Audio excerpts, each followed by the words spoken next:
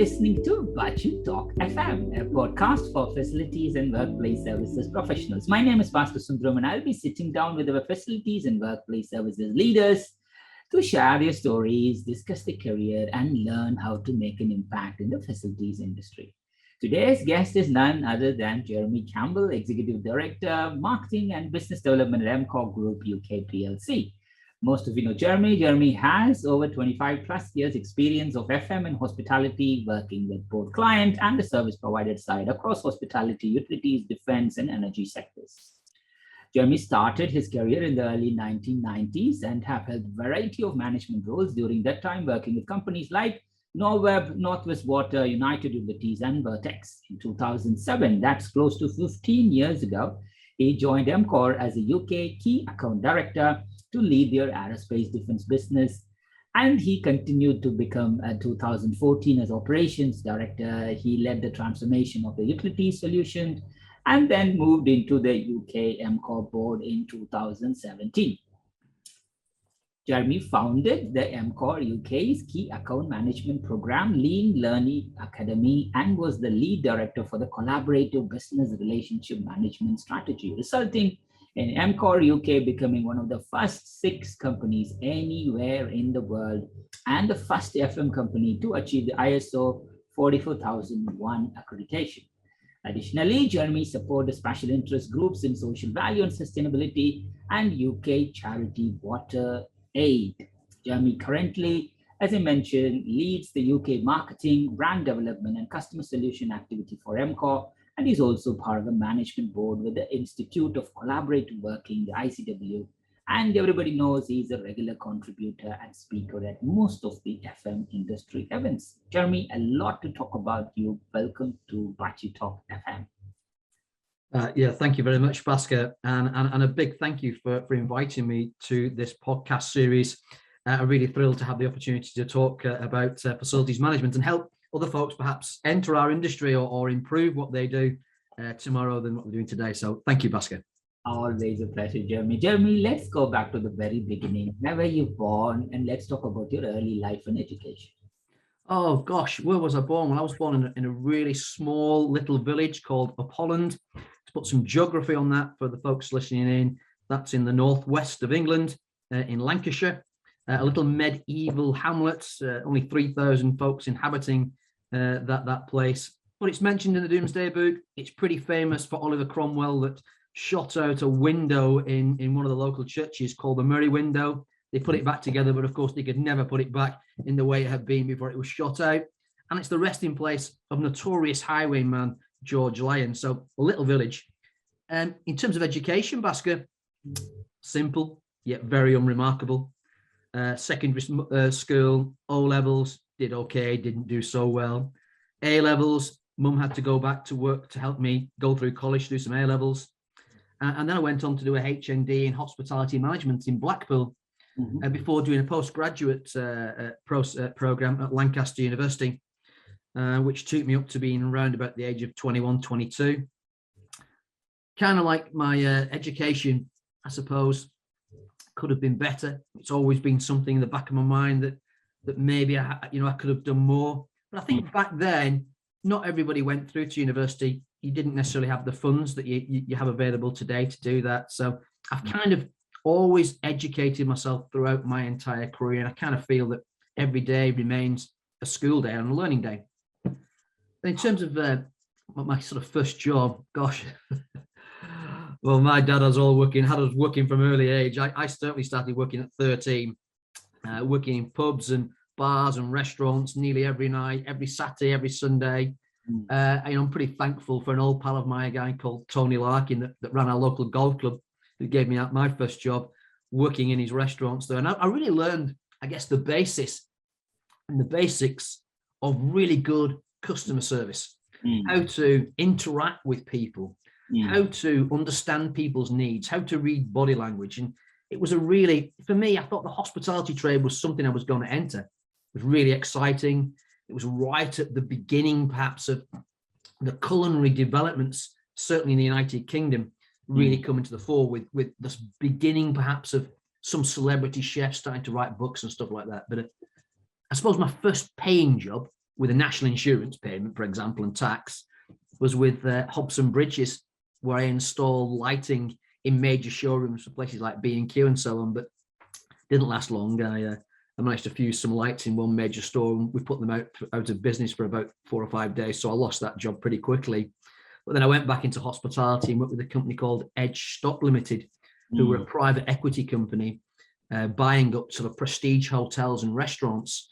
And I got a job as a head waiter in a restaurant in Harrogate in North Yorkshire called the Russell Hotel. So that's kind of a little abrasive of the beginnings for me, Bhaskar, education and first sort of job, really. Totally, Jeremy. What a fascinating start from a small village where you started. Is that where you did your local schools and stuff? How was it moving away from a small town to a slightly bigger place like Blackpool, and from then on to Lancaster and other places? Were you able to adapt quickly? I'll set some context around that. So when we were children, to go to sort of places like Blackpool, there was no motorway network. So it was quite a long journey. And really anything from a 50-mile radius was seen as being really going almost abroad. It was so far away. So it's a good question. When I went to Blackpool, it was a big adjustment because it's a big town, it's a large town, lots of people there, lots of tourists there. I found it pretty difficult, although I managed to get a job running a stud of donkeys on the local beach. I could talk to you all day about that, Bhaskar. That was one of the best 12 months I've ever experienced of putting children on donkeys up and down Blackpool Beach, and the whole process that sits behind that. And again, another great, fascinating place to learn about working directly with customers and people. But back to the question, I think when I went to Lancaster, that became even more of a challenge for me. But as my career's gone on, I could be seen as a little bit introverted in some places in terms of going out and exploring things. I've always tried to push myself into uncomfortable situations. It was a challenge. I think hospitality is a beautiful sector, and you are naturally built up for it. For many people, they might need to try different roles to get to understand what naturally comes to them. Do you have any early interesting, funny, or some interesting stories about being a head server in the restaurant or in any of the hospitality roles that comes to your mind? Keep those stories clean then, Bhaskar, really. You know, surprising what you see going on in hotels and hotel restaurants and folks and people that you meet. I'm not quite sort of a funny story, but in Harrogate, they used to hold at the Harrogate Exhibition Conference Centre lots of trade fairs, in particular fashion shows and fashion weeks. And to give the folks a feel of what it's like to work in those fashion weeks, the kind of shifts that we would do breakfast starting at 7 o'clock. We'd go through till 2 or 3 o'clock in the afternoon. We might get an hour's break. We'd set up for dinner service. Dinner service would start at 5, and we would continue working till about 3 or 4 o'clock in the morning. And often back then, if you were a live-in employee like I was, you had to put your name on a board to get the chefs to cook you some dinner. Back in those sort of days, you barely didn't have time to eat, let alone the chefs cook anything. So not so much a funny story, but a reality check of how hard people work in the hospitality trade. And I think without going forward to maybe some COVID-19 discussions we may have, I think that's why our hospitality industry today is full of so many glorious people who really, they help us through each and every single day, don't they, by serving us with food and with drinks and so on. So absolutely, Jeremy. Maybe not any funny stories, Bhaskar, but no. I think you nailed it. Because it's sometimes we don't really see what happens behind the door, and you're absolutely nice. It's all good to go for big banquets and stuff, but behind the scenes we don't know. They might save some nice wines, nice food, but they might not have eaten their food, and they finish long late.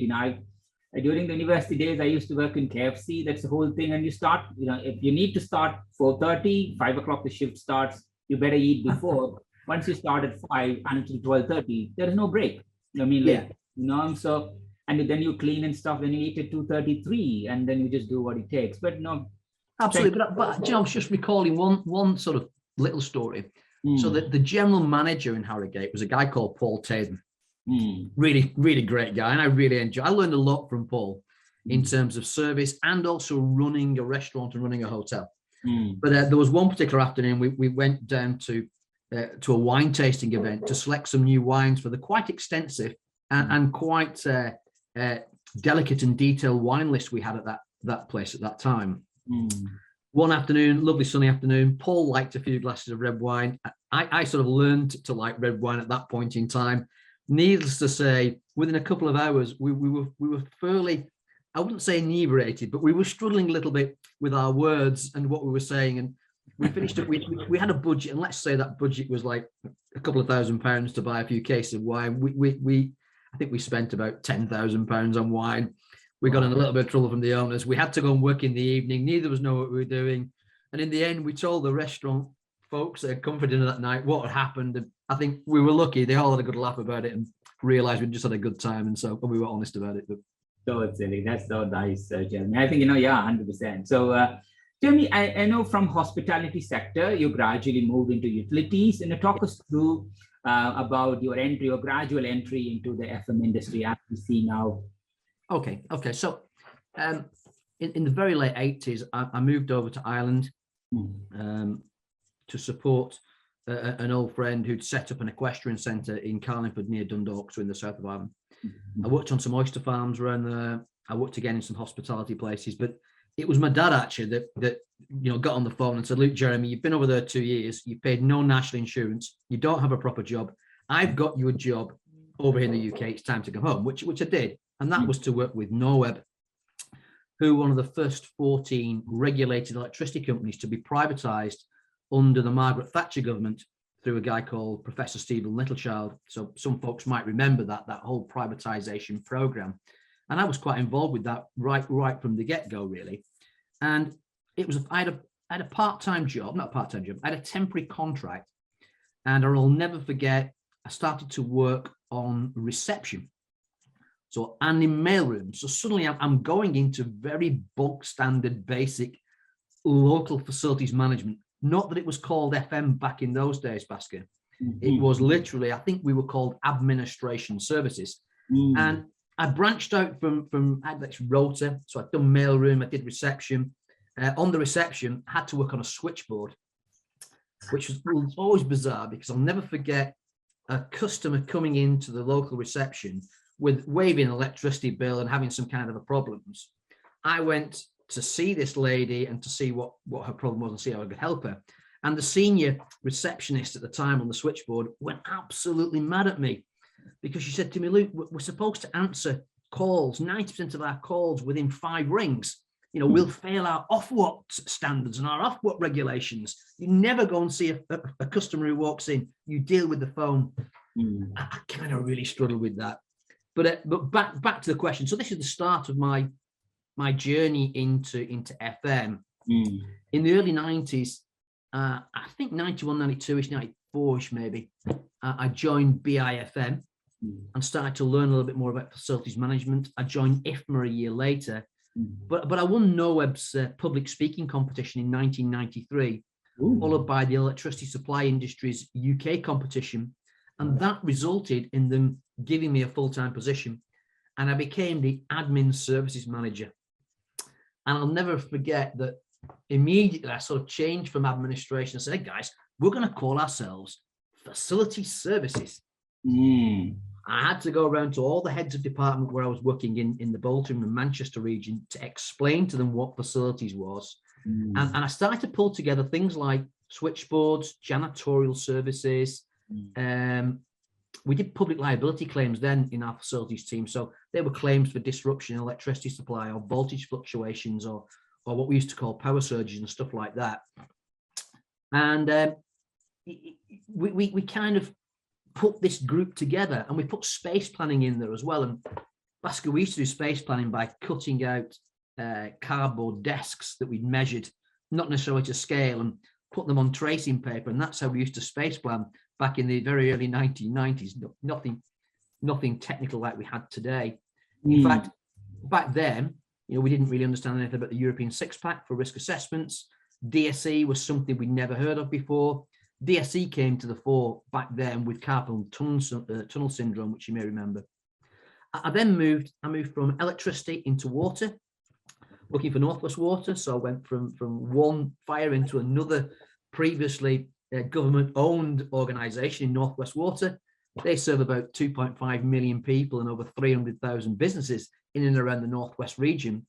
But I joined them as an area facilities manager.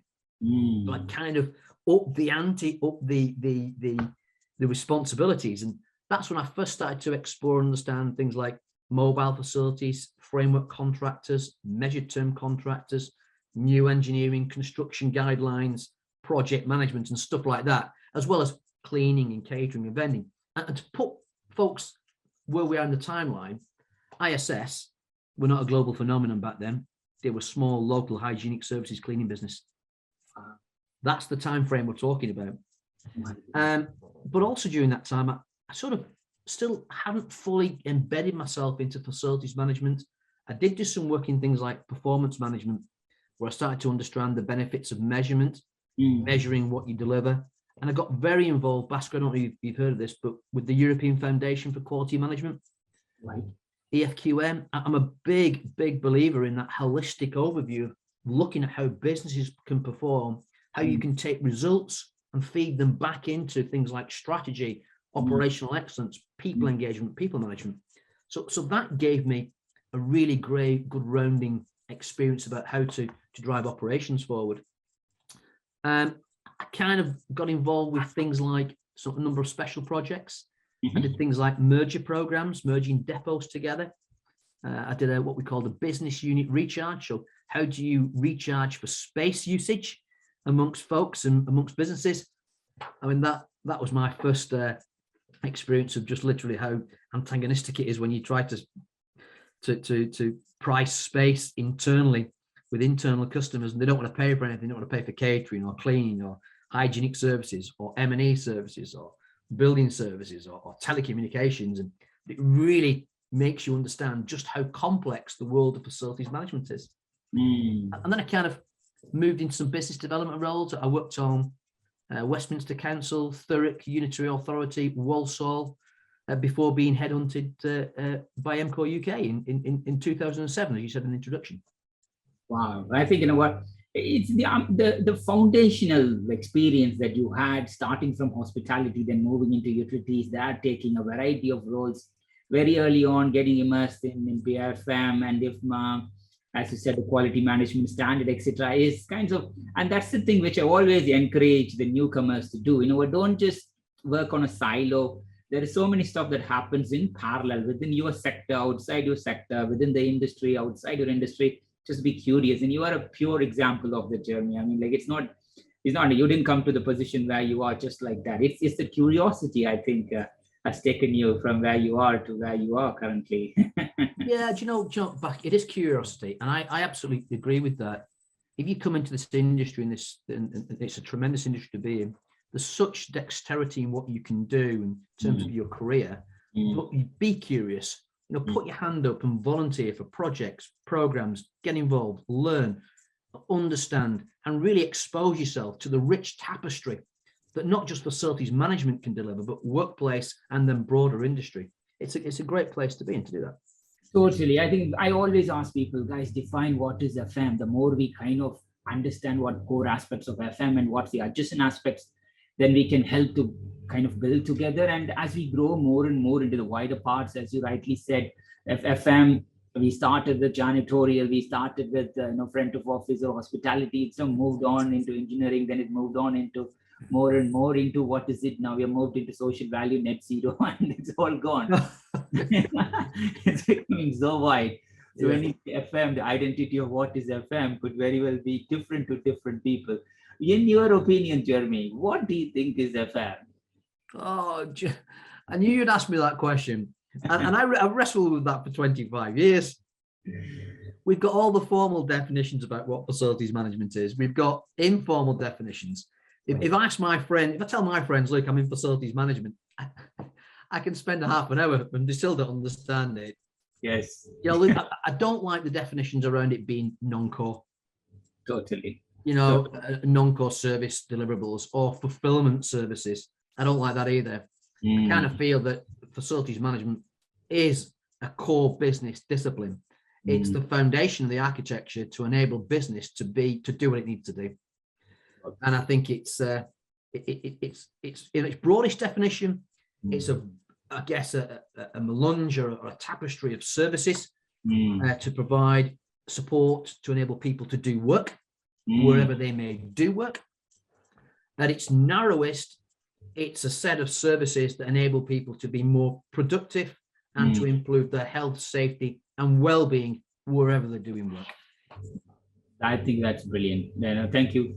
I think that's it, because since we work on the data behind FM, when the more wider it is, it's very challenging for us to say, what is FM? If you define that for us, then we could tell you what's the market size of FM. When it goes zigzag like that, it just goes up in the air for us. But, that's the discussion that we're starting now, Jeremy. I think through the podcast, through the forums, get together, just said it, so that we kind of understand the numbers behind it. But that's good. I mean, stories like this always inspire us. So officially now you are entering EMCOR. EMCOR then to EMCOR now is very different, and you played a big role on that as well. Talk us through your journey 2007 as a key account management person, starting there and then going all the way up to your current role, which is Executive Director for Marketing and Business Development. Over the years, how did EMCOR evolve? And you might have already also saw the FM as a sector evolve during the process as well, right? Just talk us through that journey. Yeah, let's kind of look at that 2007 to present in the EMCOR, and then let's look at the evolution of facilities management. Firstly, you rightly said in the introduction, 15 years in EMCOR, which is probably 14 years, 6 months longer than I thought I would be there. And I say that because in 2007, EMCOR UK was a completely different business than it is today. Firstly, broadly speaking, the business was for sale. I think our US parents were recognizing that there was a lot of loss-making aspects to the UK business, which were realized by some restructuring, we removed things like our rail services business and our construction arm to really focus in on facilities management, which back then was a really key thing for us to do. On like back then, £500 million the turnover, the profits were less than 1.2, 1.3%, which is just not sustainable. Hence why the business was for sale. But I've been brought in as a strategic account director to prop up the aerospace and defence accounts, which at that point in time were really waning. They weren't really making money. The relationships were really strained. There was no strategy in place, no objectives. On the ground, we had folks that were really demoralized, demotivated, weren't doing the jobs particularly well. Health and safety was a massive issue. But when I started, I was given absolutely next to nothing in terms of information about performance or about relationships, about who was doing what, where, how, what that decision-making unit was like. And I was recruited by, a guy called Christopher Keogh. I've got a lot of respect for Chris, and he helped me an awful lot during my career. And I think together we started to build that rich tapestry of knowledge and information to help us really turn that division round in a consistent and considerable way, which for me was a really exciting period of time. But I'll give you a couple of examples. So one of our customers back then would have been BAE Systems, where we supported Eurofighter, Typhoon, the Hawk trainer jet program, and F-35, the partnership they had with Lockheed Martin. And one of the things we did to really transform that is we embedded lean learning and lean manufacturing into our organizational structure, including things like visual management, daily startup meetings, weekly startup meetings, Go Look See, process confirmation, 5S, all that whole rich temple of lean improvements. And we did that through some of the folks from Toyota as well. So we brought the Toyota folks in to help us do that. And that helped us transform our service-orientated mentality, operational excellence, and management excellence, which again, I think led to the real big turnaround with that. But I think for me, the biggest thing, before I go into becoming the operations director a few years later, we started to develop stuff around key account management in 2007, 2008. And I don't say this lightly, Baskid, but I really strongly believe that, and there's a few of us involved with this, Christopher Keogh, Stephen Dole, Ian Mead, and a few other guys. If we'd not adopted key account management then, I don't think we would have been in business. We would have been in business today. The principles of key account management, relationship understanding, a systematic approach to managing that relationship for mutual benefit, understanding clients, solving clients and customer problems, developing strategies to support customers, both operational and strategic transformation. If we'd not done that, we would never have got there. We built a partnership with Cranville University. And if Sue Holt's listening out there, thanks, Sue, because Sue was instrumental in helping us with this at Cranville University. And our CAM program still exists today. We run it ourselves. I do a lot of speaking on our key account management program in terms of teaching some of the modules on that. But we help our account teams understand the benefits of really detailed knowledge of the customer and the customer's customer and what's happening in the customer's world at a micro and a macro level. I kind of see this as being what I call dream kitting or CAM kitting. So not quite marketing, but the same sort of concepts. And then you're able then to really build those relationships into what I would call building wows, building stories, making sure your clients basically will say to you, why do I want to leave EMCOR UK? Because those guys are the best at what they do. And then, you know, a little bit later on from that, I started as an operations director. I worked, I broadened my horizons. I went back into utilities. I continued to support aerospace and defense, but I also branched out a little bit into life sciences, which I've got a much better appreciation for good manufacturing practice and stuff like that. And biohazard level containment 3 and 4 facilities, which if you don't know, Bhaskar, about those, I'm told, broadly speaking, it's quite glib this, that if you're exposed to anything in biohazard level containment 3, you can have there's an antidote for you in hazard level 4 called the family, because there's not much long left for you. So, you know, I got exposed to that, working in really stringent, highly regulated, highly controlled environments. And then at the same time in this space with EMCOR, I got very heavily involved with the Institute for Collaborative Working. I kind of felt we've got a systematic approach now to managing key accounts efficiently and effectively and strategically. How do we improve relationships? How do we improve trust? How do we start to work together for mutual benefit? How do we create value together? How do we find win-win situations? Which I think in FM, Bhaskar, and you must see this when you look at the existing procurement model today. Procurement models generally are not about win-win, they're about win-lose. And then you've got the FM providers that are looking at lose-win. You know, as we cost out deals, we put risk in those deals because the pricing models are not necessarily as good as they should be. The specs are not as good. The specs have been regurgitated every 3 years from other consultants has been used. You know that, Bhaskar. And I think the folks listening will get that. So we sort of started to work on collaborative business-to-business relationship modeling. We got involved with the publicly available specification, PAS 11,000, for efficient collaborative business-to-business relationship management. I got very heavily involved with BS 11,000, EMCOR UK with the first FM company to achieve BS 11,000.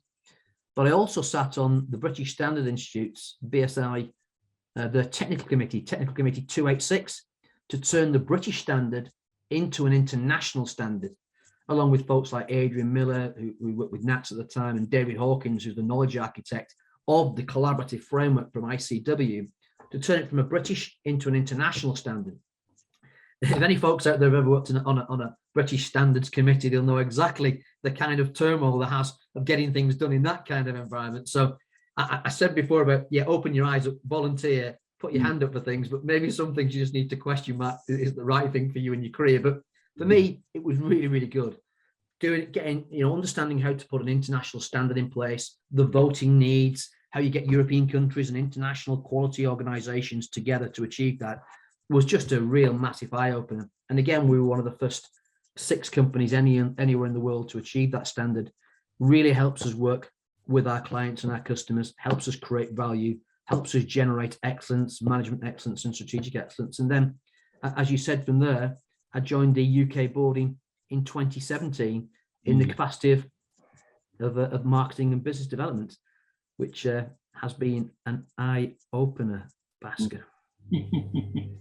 So I think you might have, there are people who might come from the traditional sales angle all the time, who might do whatever it takes to win a bid or win a relationship. But in your case, you came from bottom up, facilities manager to key accounts, then to take a wider operational role, then to come sales, means you have much more holistic way of doing marketing and sales and business development. Talk us through about your current team and your current initiatives, anything that you want to share, Jeremy.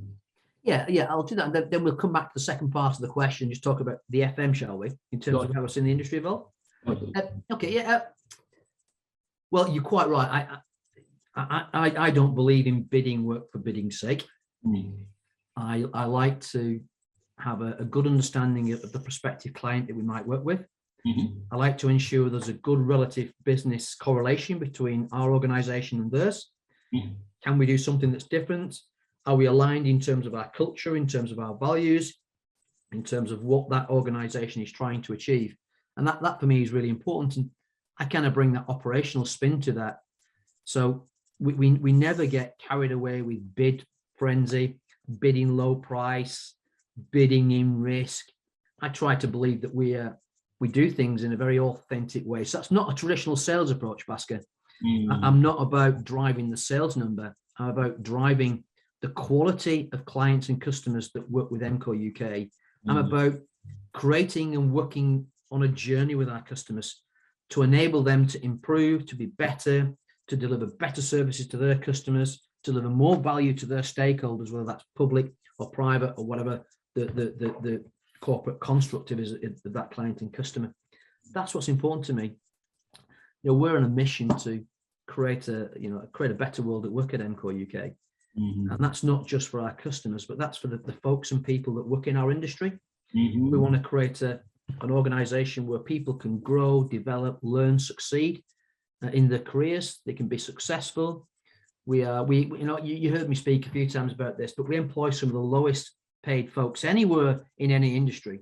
And I really feel that EMCOR UK, along with every other facilities provider, Mighty ISS, Graham's, George Hall's, whoever it might be, also are employing low paid people in many cases.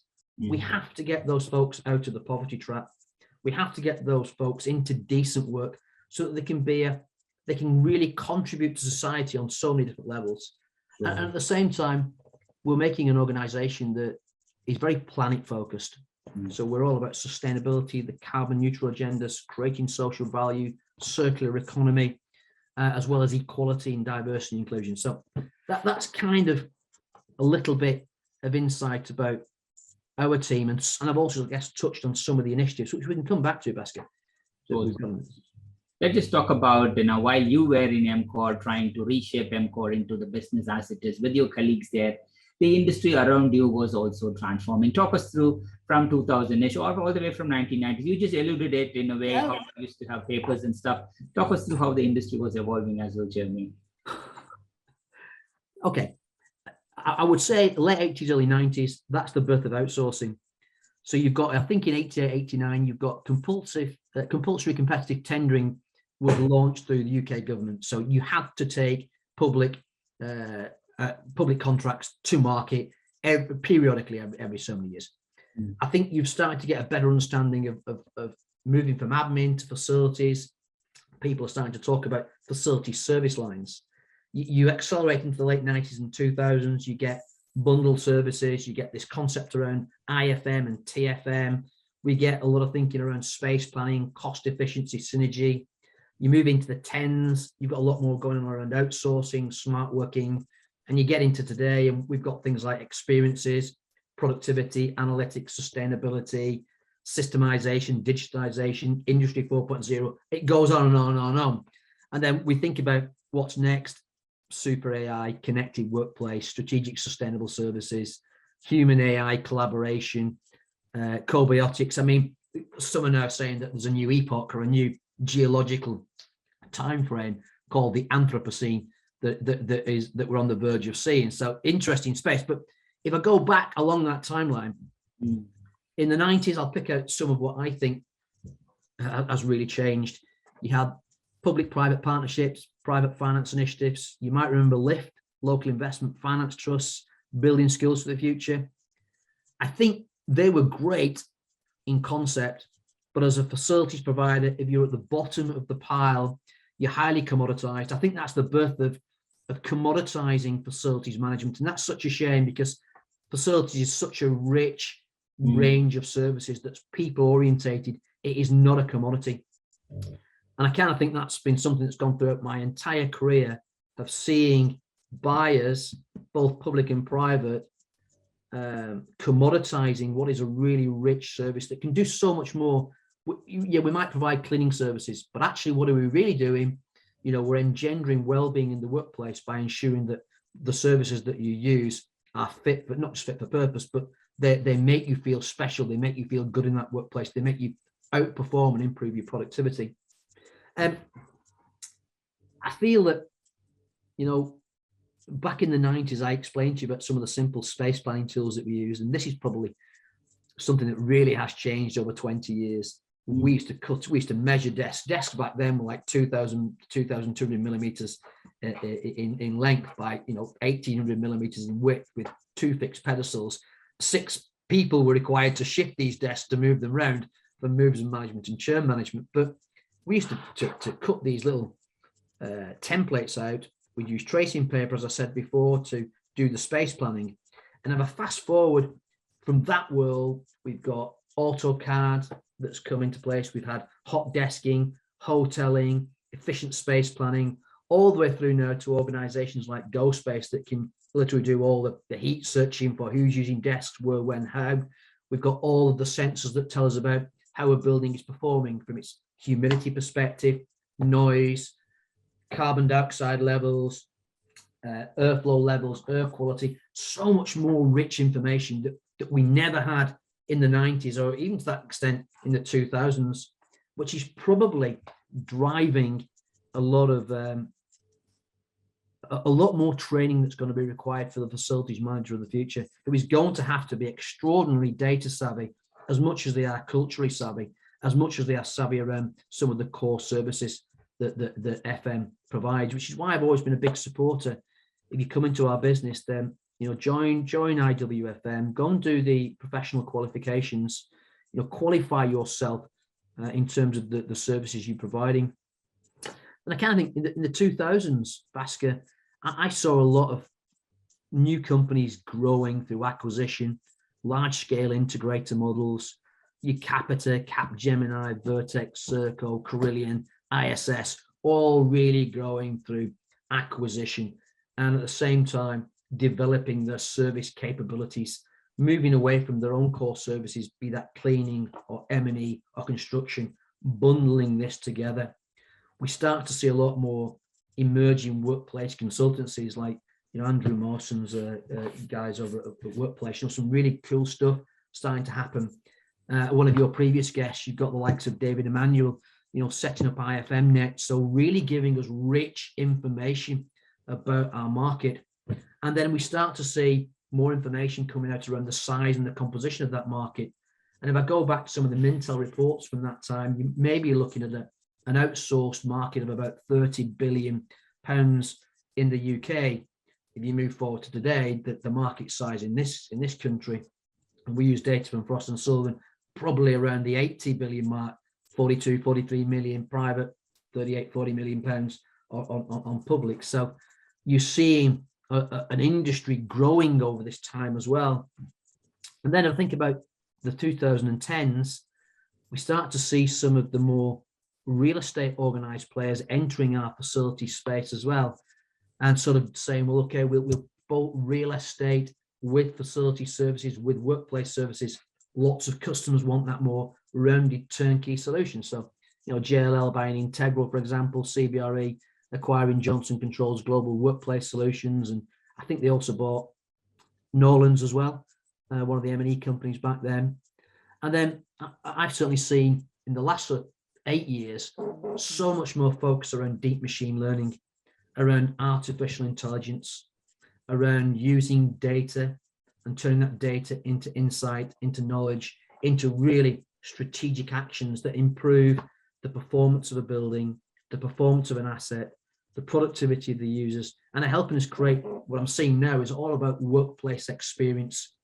You know, why do we create those experiences in the workplace? Because it's about talent attraction. I mean, this is the age of the great resignation, apparently. So workplace has got to be a destination of choice. And that's sort of where I kind of feel things are moving. But to go back to your other point around initiatives, I think the 20s now for me in the world of facilities and workplace are around how facilities solutions providers can support things like the UN Sustainable Development Goals or the global goals.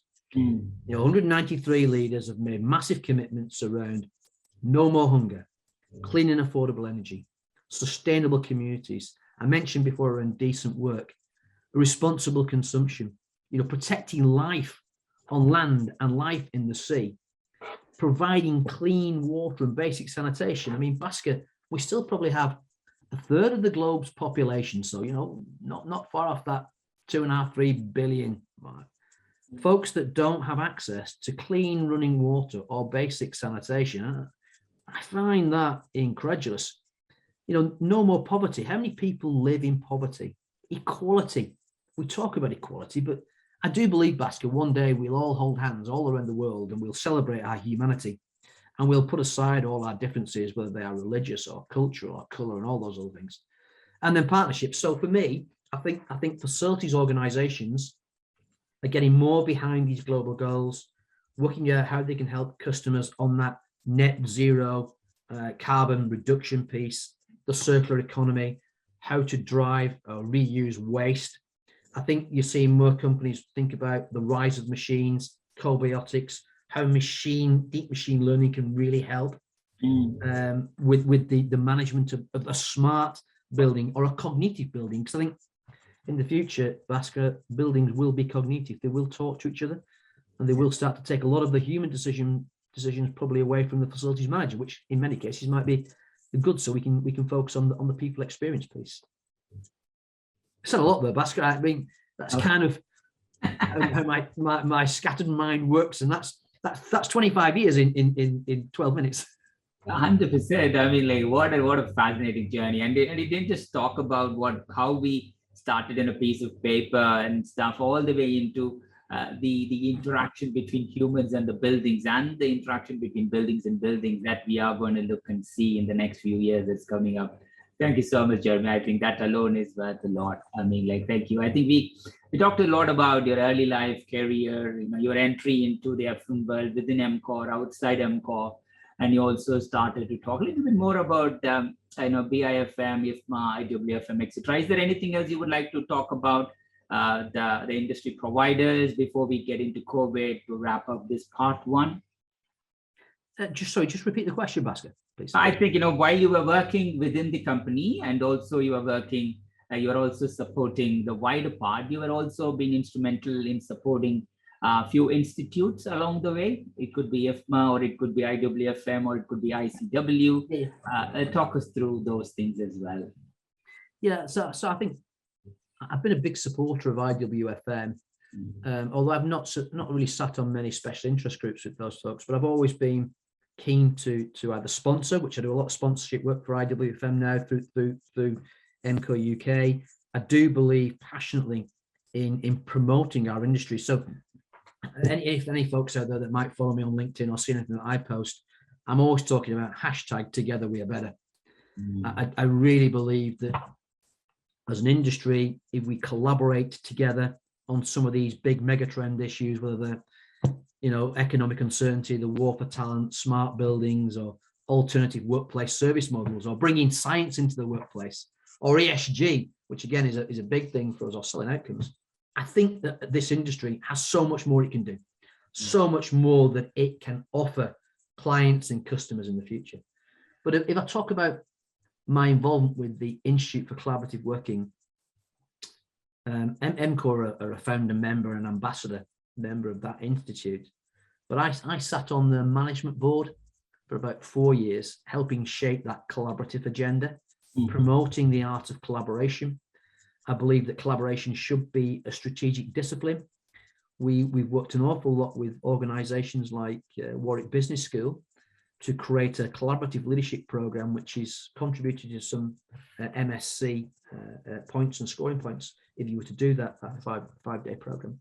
But we think it's a strategic discipline, and the point for ICW is to be seen as a thought leader and a climate setter for all things collaborative, how to build trust, how to build effective relationships, how to co-create value together, how to ensure that not just a relationship is built at the top level, but that the principles flow all the way through that organizational design, so that the people who are doing the work and delivering the services, recognize why they are collaborating together, sharing information, sharing knowledge freely, creating synergy, creating win-win scenarios. So, but that's for me has meant, spending time away from home, spending time with the Institute, supporting networking groups, speaking at events.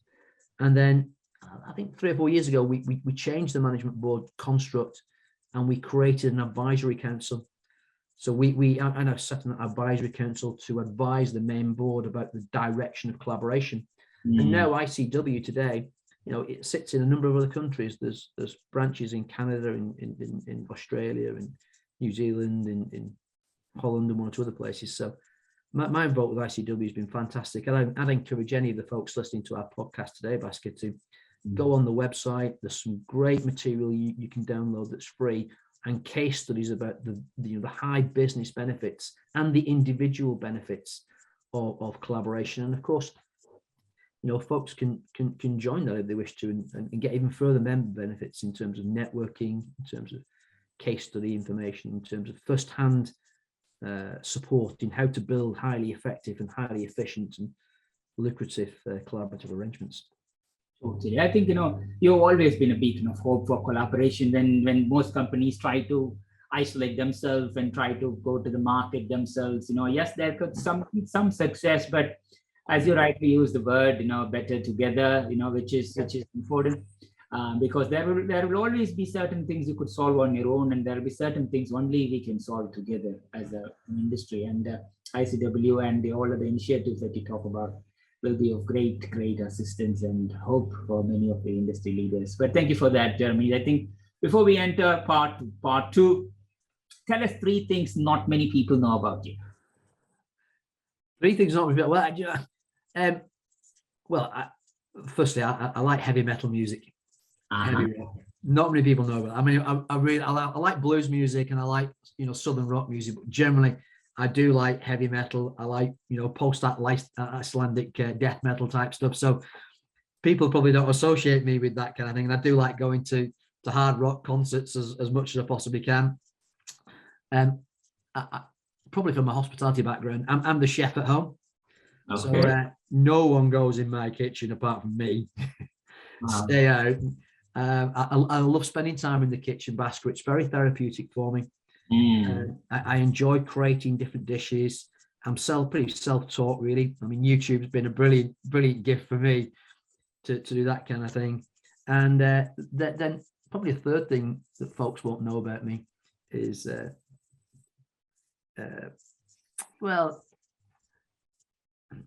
many years ago, I did suffer from sort of advanced anxiety. So I've got quite an outgoing personality, but inside really self-doubting myself. Didn't really believe in my own worth and my self-esteem. And I had to take some private counselling. And I think, I would never normally have said that, but today's world, I feel safe to be able to say that. So if there's any folks listening again that suffer from any kind of mental health or related issue, go and seek some help. It's okay to say I'm not okay. And I for a spell wasn't okay, and I sought help, and every day I feel better for doing that. What an end to part 1. I think thank you for sharing that. And we'll do more about your hobbies, interests, and the 3 things that you just shared. And we'll also go into some random questions, people in your life, and any other final thoughts that you want to go in part 2. But for now, that ends part 1. So thank you for sharing your early life career, EMCOR, FM journey, the past and the future, and the 3 things, Jeremy. Let's take a short break and we will come back for part 2. Oh, welcome back. In part one, we looked at Jeremy's career, early life from a small town all the way to Blackpool to Lancaster to utilities, all the way to EMCOR, and then 15 years with EMCOR around it, all the journey for 25 years, how FM evolved and how Jeremy evolved. And we finally came to know about the three things that Jeremy, not many people know about Jeremy. So let's just go to part two and get to know even more about Jeremy. Jeremy, talk us through your hobbies and interests. Yeah, okay. So hobbies and interests. I mentioned before I like music, Basker. So one of my hobbies is vinyl record collecting. Now I know it's become quite fashionable of recent, and vinyl sales, I think last year tipped CD sales for the first time in what was it, 20 something years. Yeah. I've always continued to buy vinyl records, and 10-15 years ago you could pick up records for like pennies. Now they're in the hundreds of pounds in some cases for collectible pieces. So I love music, I love reading about music, I love reading about bands. I find it, again, as I said before, it's quite therapeutic for me. It takes me away from the work they do. I also sort of like cooking. I really enjoy entertaining folks at home with my wife, but I spend a lot of time with my children. So my youngest son in particular has been very, very keen on rugby. Rugby union wasn't my particular sport as a boy by any means. Definitely not hard enough to play that kind of game. But it's taken my wife and I on a really wonderful journey for the last sort of 10 years, watching him play all around the country. And my wife's taken up photography. So that's given us a new hobby as well that we share together. I'm particularly poor at it, but I'm the facilitator. And I've learned so much more about cameras and pictures and taking pictures and editing them. So we spend a lot of time doing that together. So as a family, we spend time together doing stuff like that. Wow, beautiful family, different passions, and at the same time, music. So let's just go back and talk about that. So I know you are a big fan of cooking, Jeremy. If you could just eat three foods for the rest of your life, what three foods would you eat? Just that's a hard question, Basker, because when I was younger, my mum took me to the doctor when I was about 14, basically saying he just doesn't eat. All he'll eat is beans, Mars bars, and yogurts. And I would only eat yogurts if there was no fruity bits in them, because I was extraordinarily fussy. I must have been awful for my mum back then. And then I started to go out with a girl whose mum was a chef, which is where I started to get a bit of a passion about this, who introduced me to all kinds of foods. And by the time I was 19, I adored everything apart from raw onions. So in answer to your question, what three foods would I like? Well, number one, oysters. Okay. I love oysters. And I didn't realize there's a whole oyster farming community around the United Kingdom that goes from season to season with different types of oysters. So number one would definitely be oysters. Number two would probably be for me, probably salmon.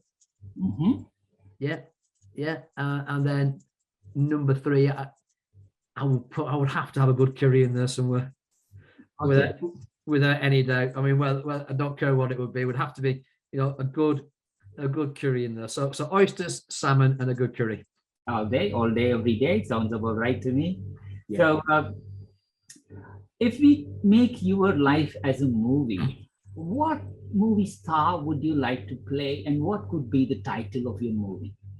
So, what movie star would I like to play me? Yeah. Oh. Well, I mean, my childhood hero was Clint Eastwood, but Clint Eastwood's 6'2" or 3", isn't he? And I'm 5'7", so that wouldn't work very well. So maybe Tom Cruise. Tom Cruise, nice. And what could be the title of the movie?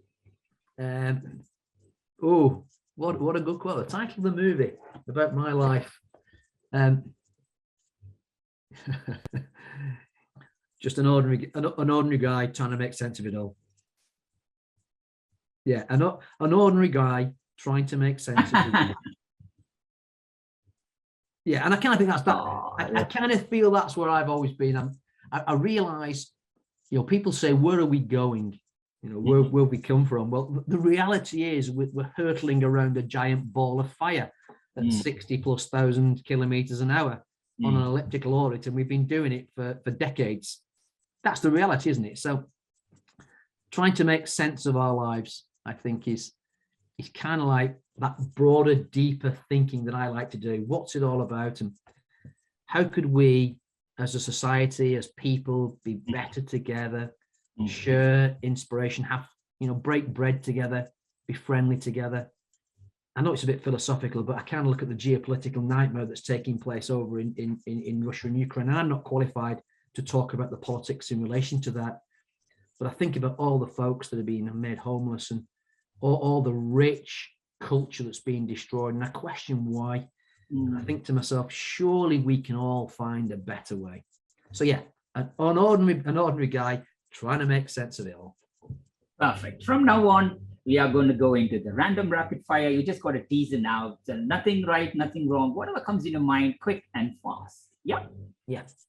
Perfect. So if you could make a dinner, a very special dinner for 3 people that you could invite from the history, from your family, anybody, who would you invite and what food would you cook for them? That's pretty easy. I would invite I'd invite four of my good friends, Ian and Sharon Lee. I would invite and John and Vanessa Wainwright. What food would I cook for them? Definitely Lebanese. And I'll tell you what, I would do things like tabbouleh, Lebanese rice with vermicelli. I would do probably baba ganoush. I would do souvlaki, so kebab, both probably pork and lamb and beef, and I would barbecue those so they're really charcoaled, and I have a huge big salad with them. So nice and simple, and we do probably Lebanese flatbread in that, and I probably would do something like a paneer, maybe with spinach, that kind of thing as well. So nice. We like family dining, so literally, share together, and we drink some really good Lebanese Cabernet Sauvignon. Nice. If there is any leftover, you know where I live. Please. Absolutely. Absolutely. That kind of thing. Really, I really love that. Just getting around the table, talking about just general things in life and sharing some food together. It's brilliant. Oh, brilliant. And obviously, you have been cooking, or, it's your kitchen, your food. Do you have any memorable kitchen fail, something that went totally wrong? Yeah, I do. I'm really bad at dessert. I mean, catastrophically bad. My mum was brilliant at baking, and I learned so much from her. But I cannot cook, I cannot bake at all. So I was making some I think vanilla and chocolate cheesecake for a dinner party. I'd advertised to some of my colleagues how great it's going to be. I forget the menu. The menu might have been some like scallops, and I think we were doing some steak and red wine sauce and some plethora of vegetables. Cheese and biscuits, and this amazing cheesecake that I told everyone was going to be fabulous. And I think the guests were coming at 7:30. I was in the local Waitrose at 7:15 looking for a cheesecake that matched my menu. That's good. You're still trying. That's good. Yeah. So I know you talked about music, heavy metal, but if we play a song, if you play a song every time you enter a meeting room or your home, what would be that song? Ooh, another good question, Bhaskar. I'll probably say to you, Riff Raff. It's a track by AC/DC, and it doesn't mean riff raff in terms of a derogatory term to associate to people. It means it's a song about not taking life too seriously. It's a song about taking what you do seriously, but not your life seriously. And I've kind of taken that philosophy with me. I've worked hard on my career, I've worked hard on my learning, but at the same time, I do not take myself too seriously. Nice. And it's quite inspirational. It always makes me think, yeah, let's go and do some cool stuff today with people. If you want to get something out of Jeremy, please do play the song. He'll give you whatever you ask him for. Folks won't know that song anyway. But that's good. So again, a fun one. If we were to play hide and seek right now, where would you hide? Where would I hide? Well, probably under a large tree that has fallen down in my back garden. Okay, so that's going to be hard to find. So what was the last thing you watched on TV? And was there any reason did you choose to watch, or it was just... Well, I've just been watching Anatomy of a Scandal.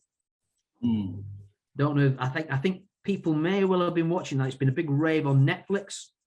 It's about a minister who has is accused of indecent assault on one of his employees. It's a brilliant court drama. Wow. Really well put together. When it comes to scandals and conspiracies, what is your favorite conspiracy theory or a scandal that you thought, what, that could be true? Oh, John F. Kennedy. The magic bullet. I mean, how does that magic bullet do so much in the air and also throughout John F. Kennedy's body? I think that's, for me, is the biggest scandal. I won't say anything what I think actually happened or whether the FBI were involved or not. Interesting. I think that's a fair point. I mean, every time, and the amount of stuff that comes out of it, and even the Titanics and these 9/11s and other things. It's fascinating. I mean, is it true or is it untrue, or as they recently call it, it's an alternative truth. If that's how we call lie these days. Well, Basket, maybe we're floating through time and space in multiverses. Maybe one person's truth is another person's reality, is another person's fantasy. Well said. That's very important. That just takes us to the next question, which is: would you rather time travel to the past or to the future? Ooh. Now, I've always thought about this question. I'd love to go back to maybe watch the ancient Egyptians build the pyramids, or I'd love to go and spend a little time in Henry VIII's court and just see what was going on with his wives. But I think I'm a big fan of a sci-fi series called Dune. They just made a movie through Villeneuve a few months back, which has been extraordinarily successful. Dune was written in 1961 by Frank Herbert. His son subsequently, Brian Herbert, along with Kevin G. Anderson, have written a number of prequels and completed his dad's work. Dune is probably the best-selling sci-fi novel of all time.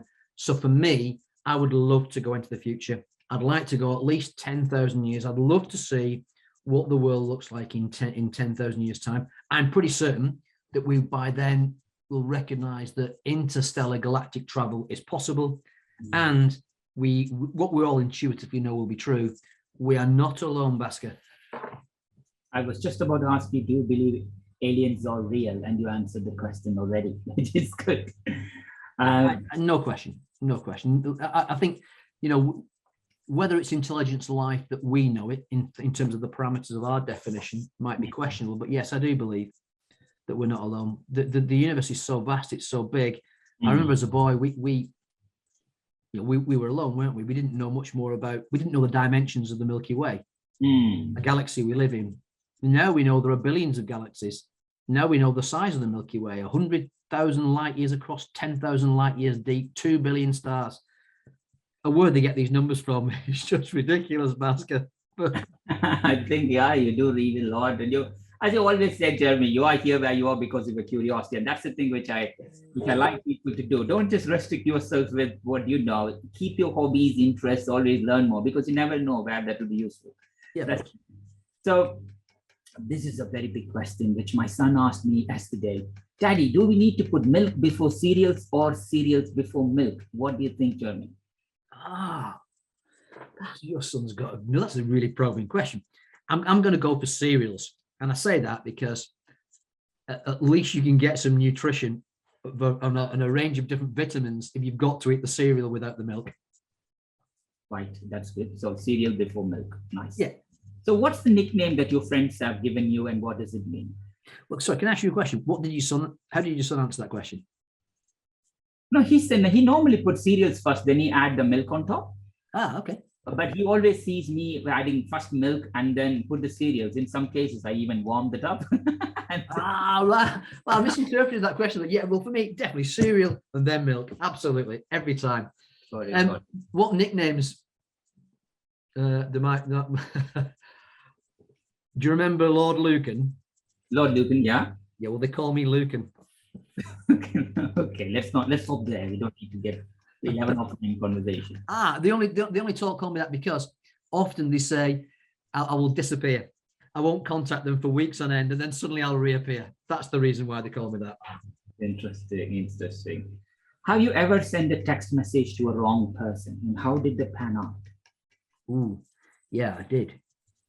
Yeah, I sent a WhatsApp message by mistake. I actually sent the WhatsApp message to my wife, and I meant to send it to my mates about what time I was going to meet them in the pub. When I told Jackie, actually, I'm going to be doing a bit of work tonight. So I was going watching the football. So how did that pan out? Fortunately for me, Jackie's quite understanding. So she said, "I'm sure you didn't mean this for me, Jeremy." So you're right, I didn't. She did it at the right time. Do you remember, Jeremy? You told me something and you did something. It will come back one day, but obviously that's a good one. So, what was the last gift you gave someone? Ooh. Probably to my daughter.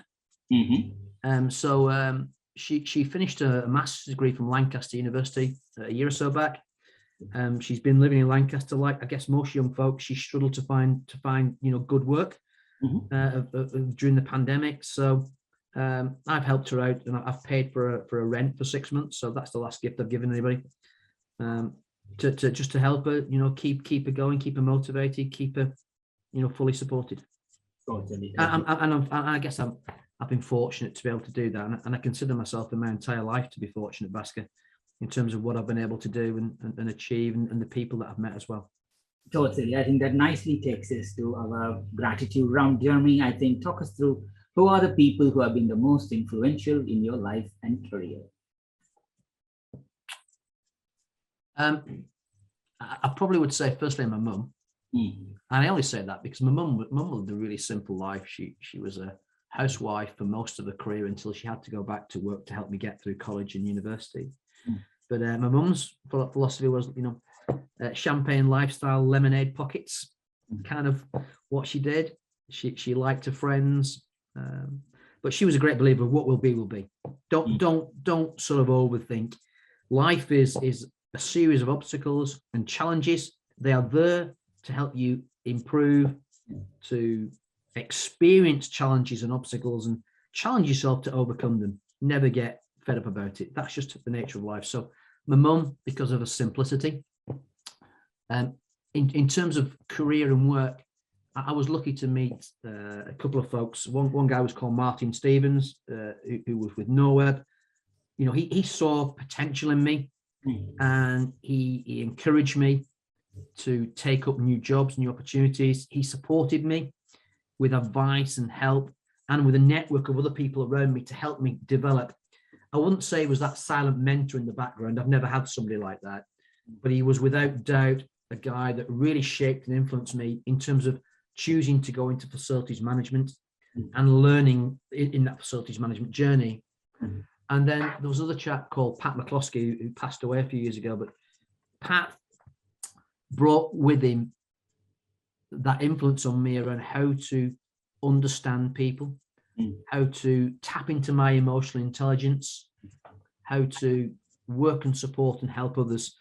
And I've taken from Pat that belief. I love to see people succeed, Bhaskar. And I've been lucky. I've coached a few people, and I've mentored some people in my career, and I've been delighted to see them succeed. And I've played a little teeny small part in their success. And Pat, who was an ex-Tarmac board director, really helped me understand how to work with other people and how to understand others. So those three folks really. And I guess there are two other people I would mention. I'm a big fan of American business guru Tom Peters. I love Tom Peters. I've seen him a couple of times talk and speak. And I think I love his creativity. I love his energy. I love his inspiration. I love the fact that he is one of those people, whatever you dream you can be, with hard work, with a good work ethic, with determination. And that's important. Determination, hard work, support, curiosity, you can achieve whatever you wish to be. And then probably it would be remiss of me not to talk about one of my sporting icons, who again, unfortunately, another person that's passed away, but the late and great Severiano Ballesteros, as a golfer, to come from such humble beginnings to take on the world and to lead the European charge in terms of putting European golf back onto the map. Charismatic, swashbuckling, brilliant, self-taught, another inspirational character, able to rise from the ashes to conquer the world. Wow. Such an inspirational people within your life, mom, colleagues, and also external, Tom Peters and the golfing legends and others. So thank you for saying that. Within your family, who's the most kindest person you know? In my family, probably, well, my wife, really. Yeah, my wife's been, she's been a rock. She's been an inspiration. She illuminates every room that she walks into with an infectious smile, and she makes people feel, no matter where a person is in the cycle of life or in the hierarchy of life, she makes people feel really, really special. So I think she's extraordinarily kind, and it's a gift that not many people have. Totally. I think I was hoping you would say that answer, and I'm glad you did. Nice, Jeremy. So, Jeremy, I think we talked about people in your life and career, also the kindest person. And as you remember, we are in this COVID time. So obviously, there are certain things within your company or within your locality, in your neighborhood, someone might have inspired on a different level altogether, just to help the community or have gone beyond in their jobs and stuff. Anything comes to your mind? About someone that supported the community. Someone supported the community, or something you read that really touched your thing, or somebody within your team, who went on to do anything that reminds you in this 2 years of COVID, or 2.5 years of COVID, which is still coming out. Any stories that reminded you that people are kind? Oh gosh, I mean, there are so many that it would be remiss to name just one person. I've seen all kinds of acts of kindness from in our local community here. When we first went into lockdown, the shelves were empty. You couldn't get hold of food. People had stockpiled for a whole host of different reasons, but one or two of our local farming groups, they just put up shacks in down the streets, and they left honesty boxes, and they put vegetables out for people to go and pick up, which I thought was, tremendous, given that, their industry was being savaged, which I thought was nice. We had some of our local restaurateurs around the area, and there are not many, that started to create click and collect options for people to do. We're discounting a lot of the foods as well, so it was making it more affordable for people. And then I've seen, I think, and I've mentioned this a few times before, Bhaskar, when we spoke. I really think that the new pandemic is the homeless that we see on our streets of Britain, which just breaks my heart every day. I see that, and it's everywhere. It's not just in London and Liverpool, Manchester, Birmingham, Newcastle. It's in small towns as well. I forget the numbers now. What are we? Nearly 300,000 folks that are living on our streets, living rough and are genuinely homeless, many of which have got mental health related problems. But I've seen so many people now not give money, but go and buy these folks food and drinks, and really helping them. And for me, that's superb acts of kindness. But if I think about one person in particular that I've seen do something, it's not just an act of kindness, because I think your first question was done something remarkable and has been an inspiration to others. I choose words carefully because, I'm a big believer that you need to be whoever you are. You need to be free to be the person that you are and the person that you want to be, without any fear of any kind of recrimination.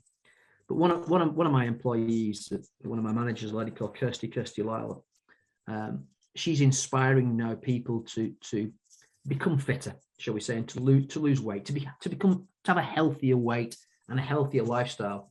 And I forget the exact numbers, but she's lost about 80 pounds over the last couple of years, and she's shown me pictures, and she's shown me like how much more confident she is now, how much better she feels about herself, how better her health and well-being is, and she's inspiring other people with her story. She's written some magazines, and she's got some workshops and things she runs with other people to really help and encourage people. So kind of 3 different spectrums. Thank you. That was really useful. So as we come to the future, so I know you already shared certain aspects of the best advice that you received. Just summarize them. What's the best piece of advice that you have received and from whom? And also what advice you would give to people who are looking to pursue a career similar to yours. It could be the same or it could be different. Okay, so I've thought long about this, about advice for others. My guess is that most people out there have probably heard of Stephen Covey's 7 or 8 lessons for highly effective people, as the case might be. I can't remember. It's a bit like the 4 Ps in marketing, the 7 Ps that they are now. But I think the advice I had was pretty similar to what Covey talks about. You know, be proactive with your career. You know, take your career, your health, your well-being, your mental health and well-being, your learning and development. Take it seriously. You do not want to be 10, 15, 20 years time from now thinking, oh my gosh, I wish I'd taken this opportunity. I wish I'd done that. Take it seriously, but don't take life too seriously, because it is a series of obstacles and successes and sometimes failures. And sometimes we've got to fail to learn, to improve, to move forward. Don't take it too seriously, but be proactive. I think that you should always, I say this to my kids all the time, what's the trajectory? Where are we going? You know, what are you trying to achieve? So sort of start with the end in mind, which is what Covey would say, and think about what that end might look like for you. And then I think a good piece of advice, particularly in the world we live in now, Bhaskar, we've got WhatsApp, we've got Instagram, we've got MS Teams, we've got MS Clouds, we've got so many different devices for communication and receiving working requests. I think you need to really think about personal management. Work on what are the really important things. Don't let stuff become urgent. Don't work on stuff that's not important. Work on things that help you or help your business or help your career or help your objectives in your business. I would call it working on the thin end of thick. And that's really important. You know, don't waste your time, because as I've got older, I've recognized, you know, your time wheel accelerates. By the time you hit 30, life is going, and you've got children, you're married, if that's what you do.